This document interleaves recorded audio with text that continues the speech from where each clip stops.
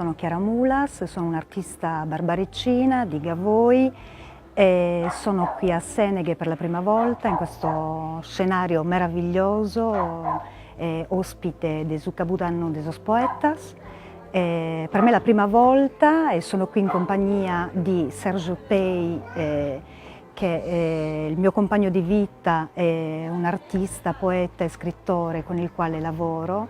e anche Antonella Puddu Gaviano che ci presenta e che coordina gli incontri, e domani non solo coordinerà e ci presenterà, ma abbiamo deciso di integrarla nel recital, nella performance che faremo domani, e quindi lei farà la parte del testo in italiano e Serge in francese. Sono testi tratti dal libro Canti elettroneolitici per Chiara Mulas,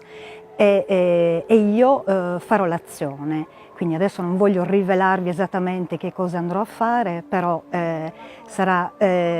diciamo che sarà una sorpresa, sarà qualcosa di un po' insolito, credo, rispetto all'idea di poesia tradizionale che si ha un po' qui, perché si tratta di poesia d'azione, quindi testo e azione